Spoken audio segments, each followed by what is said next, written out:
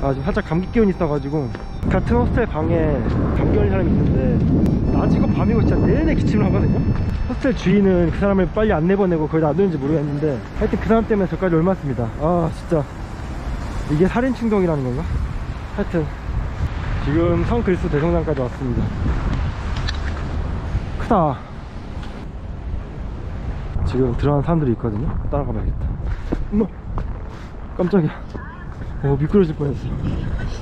근데 지금 보니까 카메라 금지인 것 같은데. 네, 비디오 안 되고 카메라 안 되고 핸드폰 안 되고 모자 안 되고 반바지 반팔 안 되고. 그러면은 잠깐 한번 들어갔다 오겠습니다. 네, 성당을 보고 나왔고요. 약간 확실히 그 러시아 정교의 성당이랑 우리 아는 뭐 크리스트교 이쪽하고는 좀 다른 것 같아요. 제가 정교 쪽은 잘은 모르겠는데 성당 내부의 디자인이나 이런 건 좀 차이가 있습니다. 그 외에 이런 쪽은 좀 스테인드 글라스도 많고 좀 비교적 깔끔한 느낌이라면은 이쪽은 일단 스테인드 글라스는 거의 없다시피 하고요. 내부적으로 약간 황금빛으로 번쩍번쩍한 느낌이 좀 있는 것 같아요.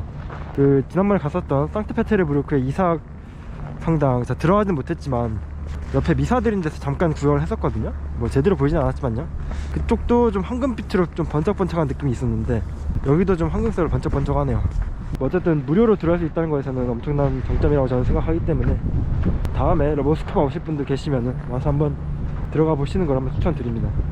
그러면은 이제 원래 이 삽도 근처에 한 4군데 정도 관광지가 있었습니다. 하나는 푸시킨 박물관이라 해서 박물관이고요. 하나는 뭐 영어에 대해서 정확히 모르겠는데 마찬가지로 박물관인 것 같습니다. 그리고 나머지 하나가 표트르 대제 동상인데 표트르 대제 동상은 그래도 한번 수미상관으로 한번 보고 가는 게 좋지 않을까. 그래서 지금부터 표트르 대제 동상을 한번 보러 가겠습니다. 네, 지금 대제 동상을 보러 지금 강을 건너고 있거든요. 얼음이 꽁꽁 얼었죠, 강이. 근데 지금 놀라운 건 뭐냐면요, 저기 보이십니까? 저게 동상이에요. 엄청 크죠? 거의 뭐 건물 한 개 크기 정도 되는 것 같아요. 옆에 건물들이 지금 다 저보다 작거든요. 한 10층 되겠다. 와 진짜 큰데? 제가 상트페테르부르크에서 본 거는 북방 전쟁에서 승리한 한 왕으로서의 그런 말탄 모습이었다면, 저쪽은 뭐 배도 보이고요. 저 밑에 있는 게 뭔지 정확히 모르겠는데 좀 가봐야겠죠. 근데 이쪽은 아마 러시아 자체를 뒤바꾼 그 표트르 대제 업적을 칭송하는 그런 느낌이에요. 저게 모스크바 강이라고 합니다, 이름이. 난 뭐 대단한 이름이 있을 줄 알았는데 그냥 모스크바에 있으니까 모스크바 강이에요. 지금 동상 근처까지 도착했습니다. 근데 아하 참, 이게 이쪽이 막혀 있어요. 그래서 지도를 다시 보니까 제가 애초에 저기서 내릴 게 아니라 저기로 쭉 돌아가서 내려서 이렇게 쭉 왔어야 되는데 이쪽을 잘못 온 거죠. 그냥 보인 대로 오다 보니까. 네, 이제 저는 표트르 대제 동상 보이는 곳에 도착했고요. 근데 지금 뭐가 좀 잘못된 것 같아가지고 엄마야, 제가 저기로 갔었거든요. 근데 막혀 있어가지고 다 이제 철조망이 돼 있어요. 그래서 쭉 들어가고 다시 일로 왔거든요. 근데 구글 지도상으로도 이쪽을 안내를 해가지고 이쪽 왔는데 저기 다리가 없어요. 저쪽으로 있네요. 그러니까 원래 저쪽으로 가는 게 맞는 것 같은데 구글 지도 진짜 믿지 마라. 진짜 감기 걸려서 힘들어 죽겠는데 헛고생을 했어. 표트르 대제 보기 힘들다 진짜. 네, 보이네요. 제가 알기로는 저 깃발이 러시아 제국을 상징했던 깃발로 알고 있고요. 밑에 보니까 이제 대포랑 뭐 배 이런 게 보이고요. 배 계속 올라오다가 뭐 두루마리도 보이고, 표트르 대제가 이제 방향키 잡은 모습이 보이네요. 진짜 영웅은 영웅이야 진짜. 그렇게 부동항을 원하던 표트르 대제의 모습을 알려주고 있죠. 근데 그렇게 부동항을 바라는 사람이 이렇게 얼어버린 강 위에 있다는 게 참 아이러니하네요. 와 이거 완전 와 쩍쩍 갈라졌네 여기. 그러니까 날씨가 상온으로 올라가면은 비가 살짝 녹았다가 또 다시 마이너스 가면 또 얼고 이러니까 이런 식으로 나오는 것 같아요. 동상 자체보다 이 강이 더 볼거리인 것 같은데. 저 앞모습만 보고 싶은데 앞모습을 잠깐 보러 가겠습니다. 지금 뭐 얼마나 걸려야 될지 모르겠는데, 참고로 구글 지도는 열로 건너갈 수 있다고 막 표시되어 있습니다. 표트르 대제에 그렇게 관심 있다 하시면은 이제 이쪽으로 오셔가지고 앞모습만 보는 걸로. 네. 근데 멋있긴 하다. 이렇게 딱 그 산책하러 이렇게 나왔는데 이런 동상 있으면 진짜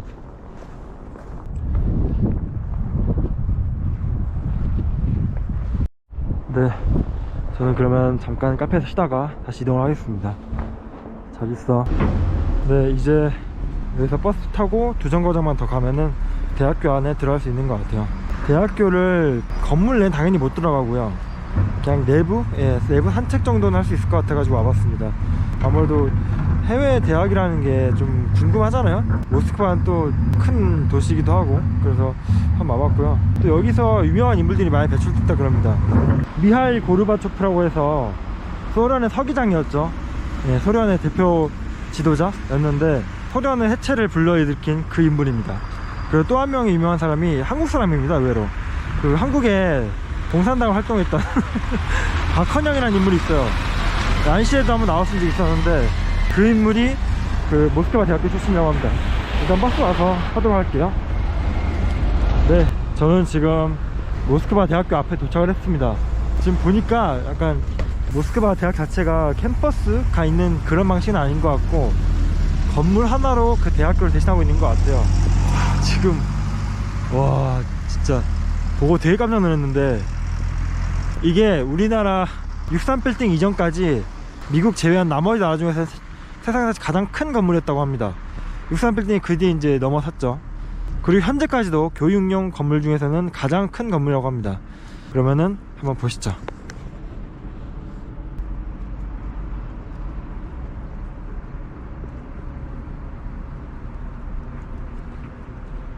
와, 이게 고프로를 담길지 모르겠네요. 진짜 크다. 되게 뭔가 고전적이면서 크니까 되게 현실적이지가 않아요. 판때기 세워놓은 것 같아. 진짜 크다. 색깔도 되게 오래돼 있다 이런 느낌을 많이 주는 것 같아요. 기둥 됐다 커 진짜. 와, 기둥 두께 보세요. 사람 4명 있어야겠는데. 대학생들이 보이네. 하나 주지. 여기 대학생들이면 뭘 공부 진짜 잘하는 애들인 건데. 저기 체크하고 있는 거 보이시죠? 네, 안 될 것 같아. 하여튼 뭐 어쨌든 외관이 멋있으니까 건물이나 한번 열심히 보고 가겠습니다. 와, 여기 눈 아무도 안 밟았어. 내가 밟으면 계단인 것 같은데. 뭐야, 저 안쪽에서 한번 내부를 들어보고 싶었는데. 내려가 볼까요? 훗 별거 없네? 이렇습니다. 그냥 몇 층이야 저 건물? 하나 둘셋넷 19, 20, 한 19, 20? 거기다 저 꼭대기까지 합치면은 25층 정도 되는 것 같아요. 층수 자체는 그렇게 많은 게 아닌데 제가 걸어온 거 보세요. 밟은 거 똑같이 밟고 올라가야지. 사건 터지면 이제 의아스러워지는 거죠. 왜 들어온 신발 자국은 있는데 왜 나간 발자국은 없지? 이러면서. 근데 저 시계 고장 났는데 12시 한 반쯤 되네. 아, 온도구나. 탑시가 적혀있네 여기 보니까. 오, 신기하구만.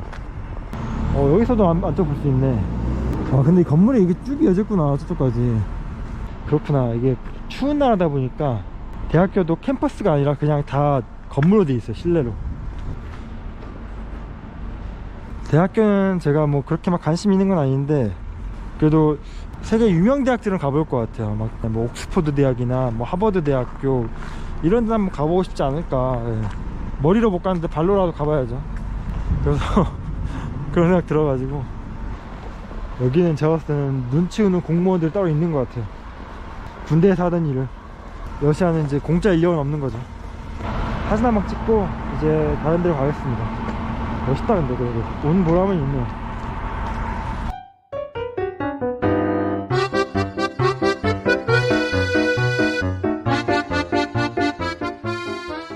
네, 수녀원을 이동 중입니다.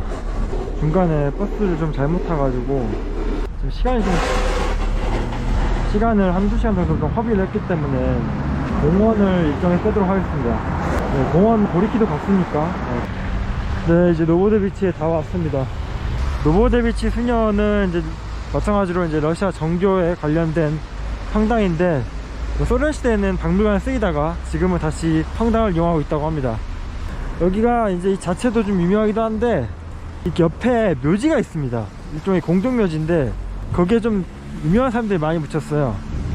여기에는 흐르시초프라는 서기장이랑 러시아 첫 번째 대통령이었던 보리스 옐친의 무덤이 있다고 합니다. 뭐 사실 죽은 자는 말이 없기 때문에, 그리고 뭐 좋아하는 사람도 아니고 관심 있는 사람도 아니기 때문에 큰 의미는 없는데, 어쨌든 수녀원 오는 김에서 잠깐 소개드렸습니다.